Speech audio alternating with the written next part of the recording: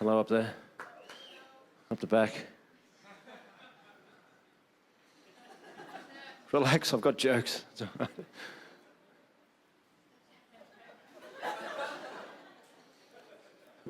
Hello, Montreal. I'm sorry I'm starting so slow, but it's, we've only got 7 minutes.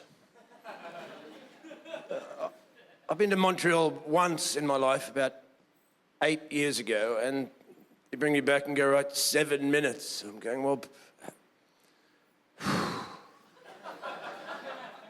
I don't know anything about you fucking people. It's like I'm just supposed to just turn up and hi! And it's like speed dating. It's fucking weird, Hi, Montreal. See? Relax, it's all right. I've done this many years, so I don't mind if you stare. Plus, I've gigged for the Dutch, so.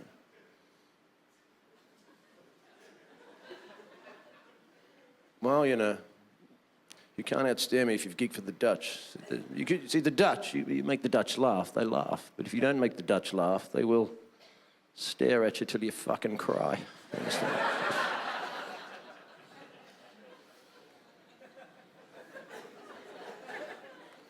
You're getting this wrong. Go away.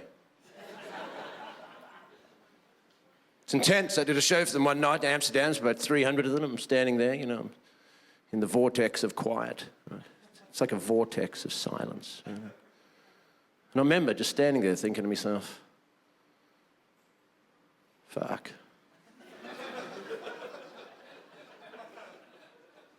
She's no wonder those Nazis couldn't find that Anne Frank bitch, So.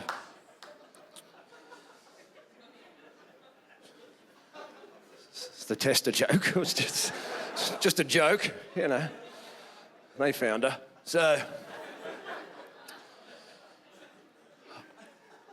I've only been to your fine city once before, many years ago. I only arrived yesterday, so I don't really know what makes you people laugh, but I'm very pleased with your city. As soon as I got to the hotel, I was very, very impressed. You still have smoking rooms in hotels.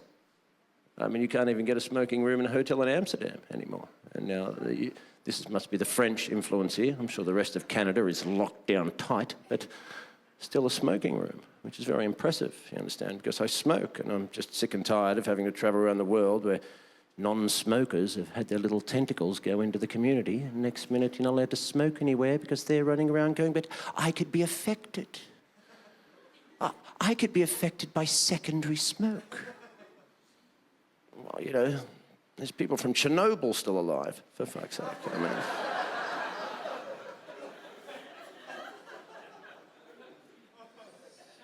how gay are you? It's not the smoke that affects you, it's what they put in the cigarettes which is affecting everybody. You read the packets, it says this tobacco contains 47 deadly chemicals. Well, who put them in there? Who was allowed to sell tobacco to the general public and then go, by the way, I'd like to put 47 deadly chemicals in there? Fair enough. And now we get the blame. But really, they want to outlaw cigarettes, which is a thing. People think, no, they wouldn't do that. Well, why not? You outlaw marijuana. Why wouldn't they outlaw tobacco?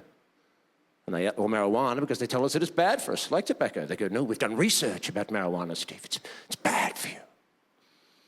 Well, I've done a lot of research myself.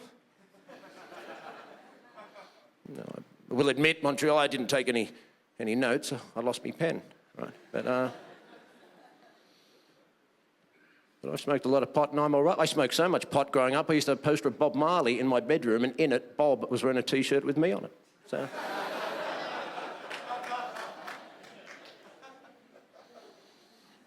The whole world is some kind of weird protectionist madness. I'm on your plane, Air Canada, flying here the other day. I'm sitting there in the seat.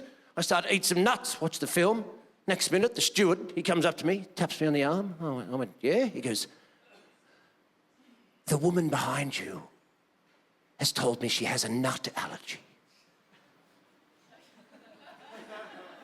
And I went, all right. He goes, well, I saw you were eating nuts. I said, yeah, I'm eating the nuts. goes, but she's allergic to nuts. Well, I said, well, I won't offer her a nut.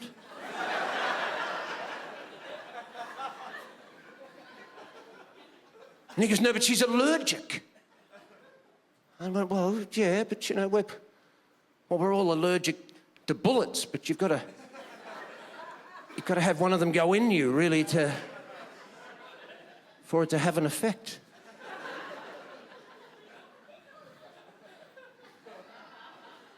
But who are these people that can't see a nut anymore? What the fuck is in the nut? The same shit in the tobacco. How come when I grew up, everybody just had a nut? There's older people in here. Was there anyone running around with a blue head because they saw a nut when you grew up? No, just had a nut. That was it. Now you've got these kids, they're poor little bastards, their mothers are there. Stay away. I saw you with a nut. He can't have nuts or egg white or sesame seeds. I'm thinking, well, fucking kill it. This one won't make it. You're living in a world with preservatives in your food. On a mobile phone, there's nuclear shit all over the planet, and this sesame seed's knocking this one out. Well, fuck it.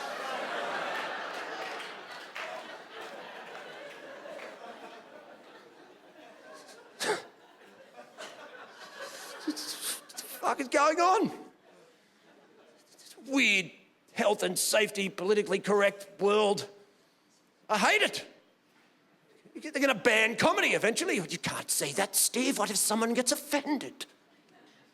Well, they could be offended, couldn't they? Why can't you be offended? We live in that age now. I was offended.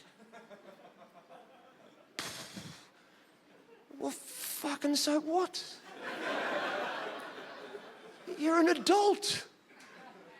Nothing happens to you. They've taken away your right to be offended and no one even fucking notices.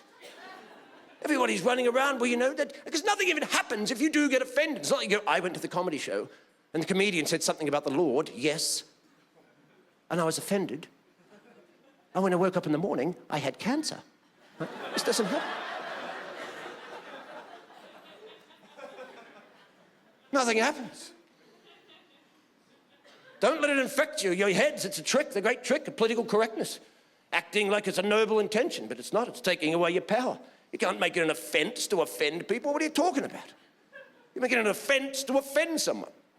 That brings the rule of law into the realm of the subjective. What's that?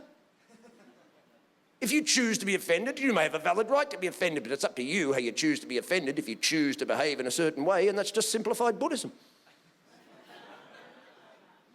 See? It's up to you how you get offended, up to your ideologies and your traditions and your cultures and your moral conditioning and your religious beliefs. And something that offends me may not offend a single one of you on any level. So how can you have a law that has any kind of rationality and validity with that kind of thinking? I'm offended when I see boy bands.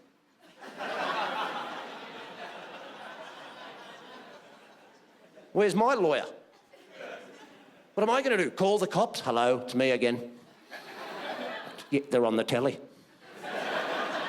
There's 5 of them this time. White suits dancing like fags. That's them, yes. 5 minutes, I'll be out the front traumatised. Bye. That's the 7 minutes.